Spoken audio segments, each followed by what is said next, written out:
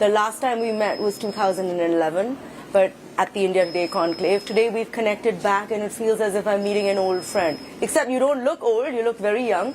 We will get to your anti-aging secrets, but before that, what has changed since we met you last in 2011 in the world and in India? Give us some broad strokes. Well, back in 2011, when we last met, I was talking about the fundamental problems of American power and of Western civilization, and I even made the old joke about Western civilization that Mahatma Gandhi made in the 1930s when he said it would be a very good idea. So my arguments then were, A, there's a problem with American power, and the problem is that the United States does not really want to run an empire, and yet it finds itself deploying troops all over the world with a mounting debt and a fundamental lack of political enthusiasm. This was the kind of backlash against Iraq and Afghanistan that was already obvious back in 2011.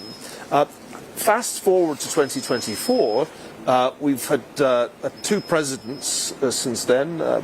We've had Donald Trump and now we have Joe Biden. We may be getting Donald Trump again.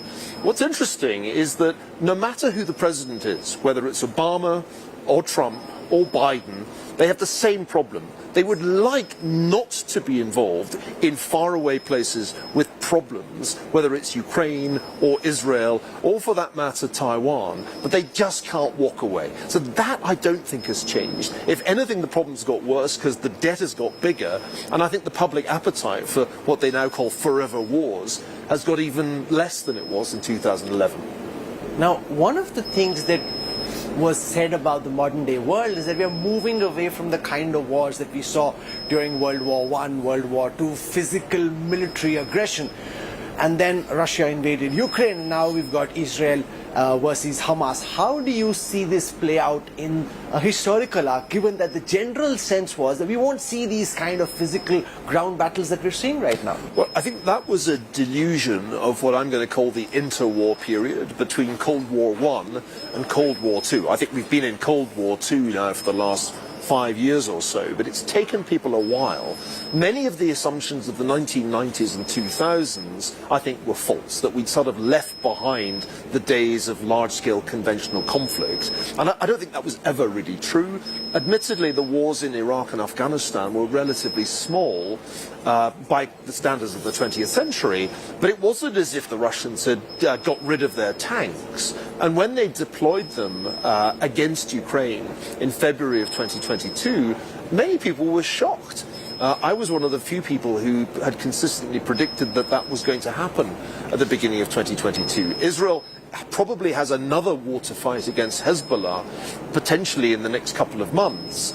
And hanging over the world, there is, of course, the threat of a US-China conflict over Taiwan, which would be a much, much bigger deal than any of these other wars. So the world has left behind the peace dividend. We're no longer in that interwar period when we thought that we'd left behind nuclear threats. Putin made those threats on more than one occasion since he invaded Ukraine. And I think we're all gradually adjusting our sights to that. And you see that here at Davos. This has been the high temple of globalization for decades. But the themes this year are fragmentation, and you find more and more of the conversations are about conflicts. I was at a dinner last night. The number one topic of conversation was Israel. Number two was Ukraine. What about the fact that some of the myths about Russia and Israel have been broken through this war as well? About, you know, this amazing Israeli intelligence and Russian military power. That hasn't really played out. Well, yes and no. I think it's true that the Russians performed dismally in the opening phase of the war. In fact, they lost the Battle of Kyiv spectacularly. But since then, I think the tide has turned in Russia's favor. And one can see this very clearly in the fact that they now outgun the Ukrainians in terms of artillery. They're waging an air war against Ukraine that is really proving very difficult to withstand with the air defenses Ukraine has. And so one has the uneasy feeling that the tide has turned in Putin's favor. And ultimately, although it opened badly, as in many previous wars, Russia is able to step up just because of the raw resources that it has in the second phase of the war. Israel's intelligence failed not because nobody knew Hamas was going to attack, but because the people in charge in Israel chose to ignore the warnings. And I think future historians will wonder why that was. Why Bibi Netanyahu, who had for so long had a reputation for toughness, missed something that was, as far as people watching closely were concerned, fairly obvious. So that some of the people I know who are experts in the region had been warning throughout last year, prior to October the 7th, that something bad was coming. The mystery is that those at the top of the Israeli government missed it. In Russia's long march, how does Putin's invasion of Ukraine impact how the world sees Russia and where Russia potentially goes from here? Could Putin now win, you think? He could. I'm going after this interview to a session with Ukrainian representatives, and the topic of the discussion will be, what if Ukraine loses? You know, last year nobody was talking about that. People would debate, you know, how quickly can Ukraine win, and how big will its counteroffensive be? And people would sort of talk as if the worst case scenario was a stalemate. And I've been saying for a while, you have to remember there's an even worse scenario than that, and that's a scenario of Russian victory, and that's not inconceivable. Russia could launch an offensive this summer in 2024, gain even more territory. The more territory it gains, especially in the south, the harder it will be for Ukraine to be viable after that. So I think we're in a very, very dangerous phase of this war. People in the United States and in Europe have to get real, because they cannot afford to let Russia win this war. The costs would be enormous. That would create a whole new set of threats for Western Europe that we haven't had to live with since the end of the Cold War. How could that impact Europe and the NATO project? Well, I think right now, Europeans have been talking for years about strategic autonomy. The difference is they have to do something about it now. That means they have to spend more on defence. 2% of gross domestic product is supposed to be the target. Many NATO countries don't even spend that. Historically, it's a low number.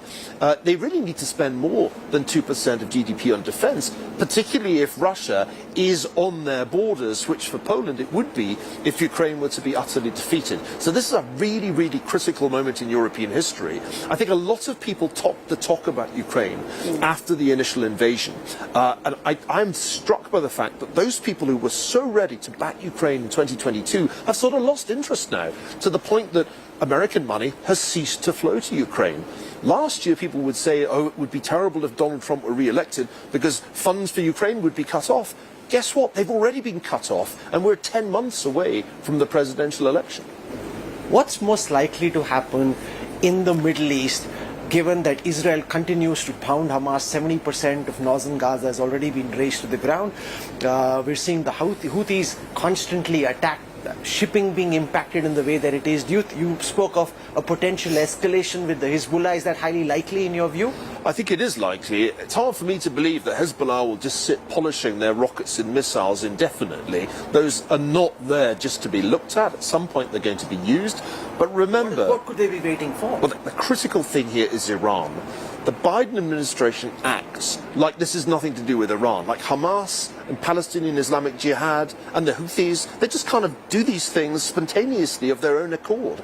But in reality, Iran is behind all of these proxies. And with Iran's impunity, they can continue to operate. The big mistake I think the Biden administration made was not to make Iran pay for the actions of Hamas. And until Iran is deterred, then it seems to me the trouble will continue, and that especially applies to Hezbollah. Hezbollah has way more weaponry than Hamas. It can do much more damage to Israel. It can kill many more Israelis.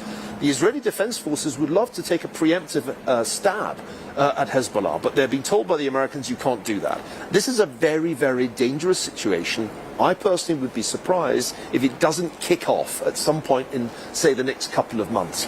Does the U.S. election actually help U.S. call out Iran or not? Like, could it be something that helps him in the election or not help him? What will he do? I think it's difficult for Joe Biden or for any president to do anything bold in an election year. Joe Biden's in a quandary. If he does anything that seems to increase the risk of a major conflict in the region, then he's accused of starting another forever war. But if he does nothing, then he's accused of being weak. So it's very, very difficult to do foreign policy in an election year. And that's why I think the Biden administration has backed away from confrontation with Iran, has pretended Iran had nothing to do with any of this, when it's obvious that it does. Sorry, I just want to go back to one thing that you said earlier on in a comment, that U.S. finds itself not wanting to get involved in forever faraway wars, but it constantly does. Right. So it's in this sort of box or an image it's made of itself. How does it break out of that? I mean, in India, we've seen a prime minister break out of the old image of India, right? Is it possible for a leader to come in and do that? I think it's extremely difficult. If you look at Jake Sullivan, the National Security Advisor's recent article in Foreign Affairs, which sets out a quite sophisticated strategy for trying to contain China, he had to rewrite that article after it was published because of what happened on October the 7th. The original version said, we got the Middle East under control, nothing to worry about there. He had to completely rewrite it for the digital version, saying, okay, there was a little bit of a problem there on reflection. And that illustrates, I think, the American problem. They simultaneously have to keep an eye on Europe, they have to keep an eye on the Middle East, and they have to keep an eye on the Far East. That's a lot of commitments. That's basically a global commitment. But the mood of the electorate is, you know, after Iraq, after Afghanistan, we're kind of done. Can we not get involved? And even financial support, even sending arms to Ukraine, where not a single American soldier has been deployed, even that has caused a kind of political fatigue. So this is the central problem. The United States has these responsibilities. It has all these troops still in the Middle East. Guess what? They're targets. But the electorate would really rather not be there.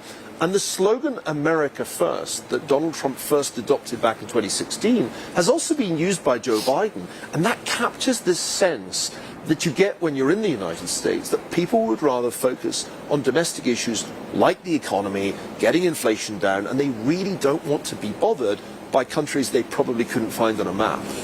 What's your reading of what's most likely to happen in the United States in a potential Biden versus Trump duke? Who do you think is likely to come out triumphant? Well, I think Donald Trump is highly likely to be the Republican nominee. He just cleaned up in the Iowa caucuses. I expect there might be a little trouble in New Hampshire. That's always a tricky state, but I think he will have the nomination by Super Tuesday. And then it's going to be a very, very tight race. If you look at the swing states where this will be decided, there are about 5 states where it will be decided. It could be a couple of 100,000 votes that determine whether Joe Biden gets a second term or Donald Trump gets a second term. My gut at the moment is that it's really Trump who's got the best shot. But it's very close. 55% probability. It's just a little bit better than a coin toss that he gets re-elected. What that means for the world, people here in Davos are only just beginning to think about. No, you tell us. What are you thinking about that? Because for every American, it's their number one concern. What could a second Trump presidency look like? What does that mean potentially for the rest of the world? Well, for the rest of the world, it'll mean some interesting changes. As I've said, support for Ukraine is already in jeopardy long before Trump is back in the White House. But I think it's fair to say that it would not be good news for Ukraine if Trump won. He has no love for Zelensky, and he seems to have a kind of bromance with Vladimir Putin. So that seems like bad news for Ukraine. Probably good news for Israel. Trump's track record in Israel was pretty supportive, had his hostility to Iran was very obvious. In many ways, Trump's Middle East policy was more successful than Biden's, so I think it would be good news on balance for Israel, bad news for Iran. As for China, that's the big question. Trump really has been a proponent of tariffs, of a trade war. I'm not so sure Trump wants to get into an actual war with China, so it's a little less clear what it would mean for Taiwan. But you know, the bigger consequences of a Trump re-election are at home, because it would call into question the very stability of the American Constitution. Remember, this is a man who called on a mob to march on the Capitol to try to overturn the result of the last election, and he's running for re-election now. That's a pretty shocking indictment of the mood of American voters. In many another country, I think Trump's political career would have been over on January the 6th, 2021, and here he is, narrowly the front runner in the prediction markets. So it's not so much the American empire that is at stake here, it's the American republic itself. What about India, the relationship with India as Trump comes into power? There was quite a lot of bromance between Prime Minister and the President. Prime Minister's done very well with Biden as well, Yeah. but how do you think it'll affect our relationship? Because there's a whole lot of talk about incredible India and inevitable India. You can't stay away from India. So how do you think? I've heard the conversation for 20 years now. We've got to make India part of our Asia strategy. We have to kind of build a NATO in Asia to contain China. And it's become much more of a reality than it was when Bob Blackwell and others talked about it back in the early part of this century. And I think that owes a lot to Narendra Modi and his openness to being part of the Quad. I think the Quad is real. It's a really important part of American global strategy. But I always like to remind my American friends, the thing about India's relationship with the United States is that it's highly contingent on the scenario. I don't really imagine India doing an awful lot if there's a conflict over Taiwan. Because India's conflicts with China are much closer to home. There's a border conflict there. There are economic reasons why India and China are at odds. So I don't think one should regard this as an alliance in which whatever happens, India will stand next to the United States. This isn't NATO in the way that it is in Europe. Moreover, if you look at the fact that Mr. Modi is an enthusiastic participant in BRICS summits, there's a sense in which he'd quite like to keep his options open. And that, I think, is the reality of India's situation. It's being wooed by the United States, but Narendra Modi knows that India has some options, and it doesn't need to make an unconditional commitment to American foreign policy. In the emerging world order at the moment, how are you looking at the India story and the prospects of India's rise on the global high table? Well, it's quite a few years now, but I remember back, I think not long after 2008, making a prediction that it would be a bit like the fable of the tortoise and the hare. That China then was the hare and India looked like the tortoise. And I said, looking at the demographics, it'll turn out to be the tortoise India that wins this race. Well, here we are, 2024. Everybody talks about China's slowdown, China deflation, and an Indian economic miracle. And there's no getting away from the fact that something has fundamentally changed. The India that I first got to know 20 years ago it's begun to vanish. That India is being replaced by a new, extraordinarily dynamic India. And that's exciting. And who could be against that? What that means for ordinary Indians, millions and millions of ordinary people, is a massive improvement in their living standards. It's exciting, it's great, you'd be nuts to be against it. And this, of course, means that India becomes a geopolitical player in a way that it wasn't. Back in the Cold War, India was part of the non-aligned movement, which was annoying to Americans, but in the final analysis, not that important. Now India looks aligned. If anything, it's aligned with the United States. That's a really big issue in Cold War II. So I think this is a huge shift in the global balance of power, not only economically, but also geopolitically. But from your lens, what aspects of India are you seeing vanish? What are the new aspects of India which are giving you this sense of optimism? Well, I think what's vanished is the sense that you can never do anything about India's infrastructure, which I remember being told repeatedly 20 years ago. And that turns out not to be true. In fact, you can transform it. And I think that's the first and most striking feature. The other thing that's remarkable is that fintech, which is something that seemed a very remote thing 20 years ago, when you would pay for things with some pretty mangled banknotes, we now have India having leapt forward in fintech with an international, with a national system of payments that is really the envy of many countries in the Western world. So these are transformations that I don't remember anybody imagining 20 years ago. And they're creating, of course, opportunities for Indian businesses, not just in digital services. We kind of saw that coming maybe 10 years ago, but now also in manufacturing. Now, it's going to take a long time for Apple to shift its Chinese production to India. They've only done a very small amount of that. But, that seems like a foreseeable future now in a way that it simply didn't 2 decades ago. Could AI be a silent factor that we haven't put in for China to re-emerge? Because, it has been a bit quiet since Corona, and there's a lot of talk that they've been doing AI development and they are as far ahead as the US. Now, does that change the game suddenly for them? Or will this suddenly rise again like the phoenix? Kalli, I'm not sure that it's right that China is keeping pace with the United States in artificial intelligence. The story of the last couple of years has been massive breakthroughs with large language models and generative AI, and that's all been done by US companies. The Chinese are far behind, and if you talk to people in Chinese tech, they'll admit that. And of course, it doesn't help that they can't get access to the most sophisticated semiconductors because of US restrictions that essentially make it impossible for people to sell those semiconductors to China. So I think in the AI race, China is in fact in trouble. So I don't think that's the answer. And indeed, when you look at the kind of policies that Xi Jinping has been pursuing, if you look at the problems in real estate, if you look at the really dire demographics, it's hard for me to see how China keeps its growth rate at anything close to 5% over the next 10 years. In fact, I'll predict here and now on this show that China's growth rate is going down to low single digits in the coming decade. That won't be true for India. So I go back to my earlier prediction. India's going to overtake in terms of growth rate China. It'll take a while to catch up in terms of aggregate gross domestic product, but it seems to me that that's the future this century, because India has all these advantages.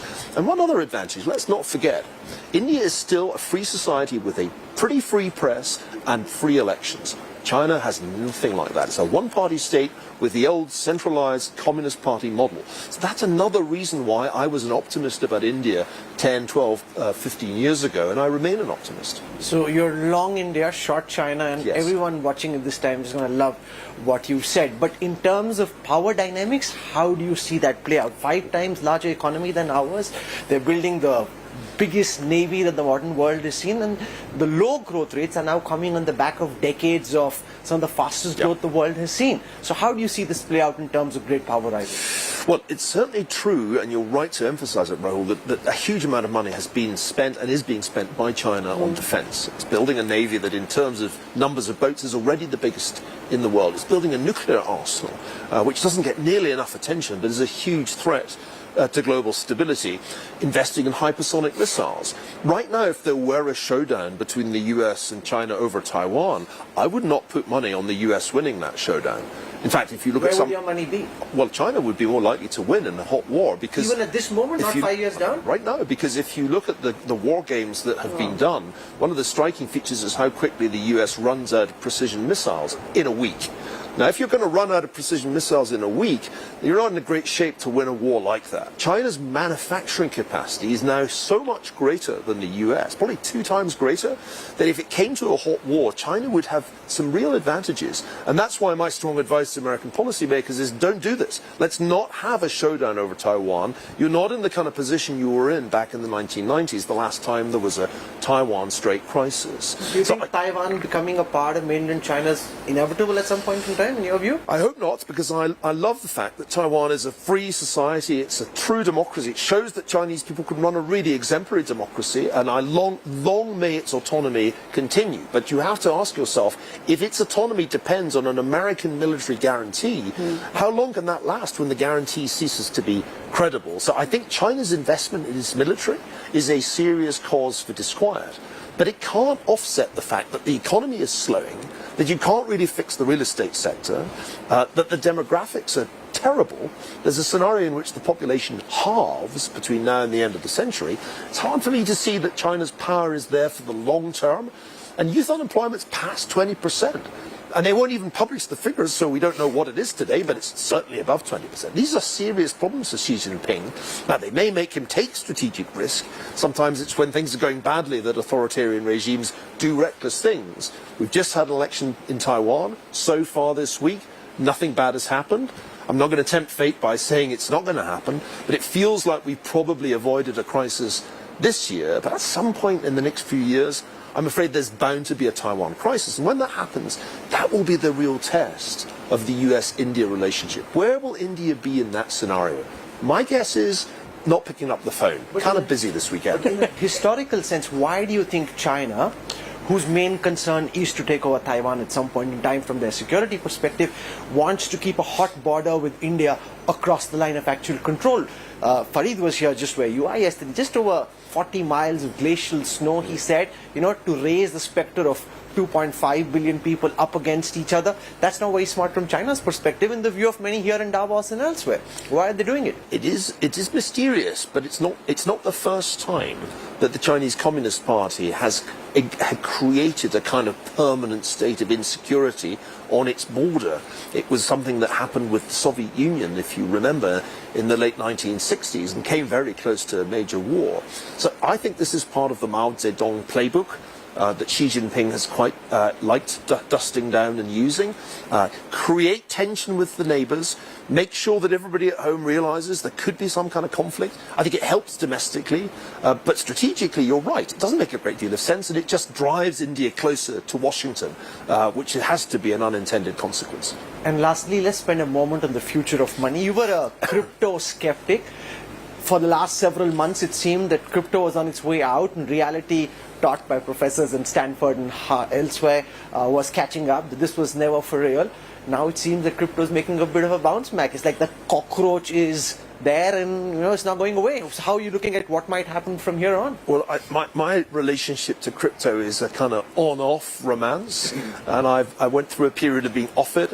I came to see by 2018 that there really was something important going on here. Then I lost faith again over the Sam Bankman-Fried fiasco. I think the exchanges were a major distraction from the possibilities of decentralized finance and financial technology generally. I do think, indeed I was at a breakfast discussing it this morning with Nurul Rubini, I think there's something very important evolving here.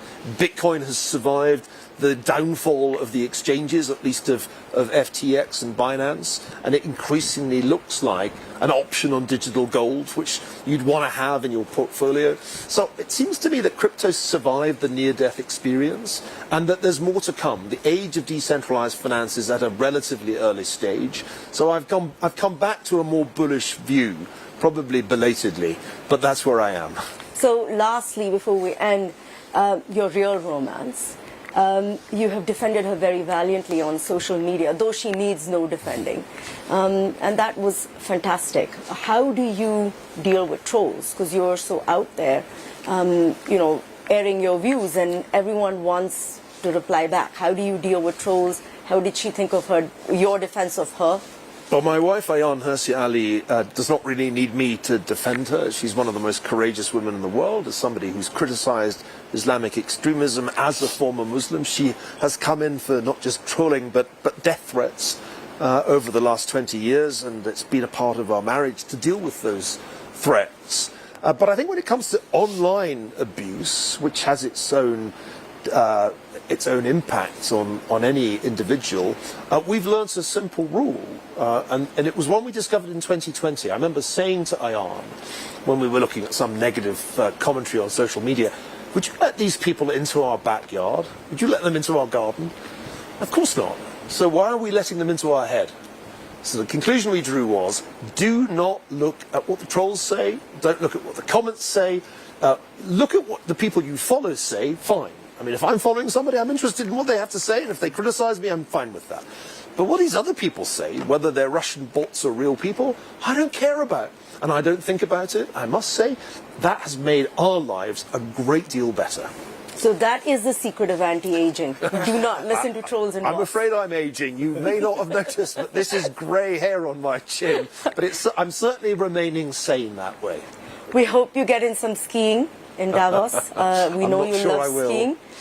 We hope you get some skiing in. Well, this has been an absolutely fascinating conversation, and your bullishness on India and the fact that you're short on China is going to just have people back home very, very excited. We hope to have you back with us again very soon. Thank you so much. But just remember, I was long India long before it was fashionable. Thank you very much. Thanks you both. Thank you very Absolute much. pleasure. Thank you.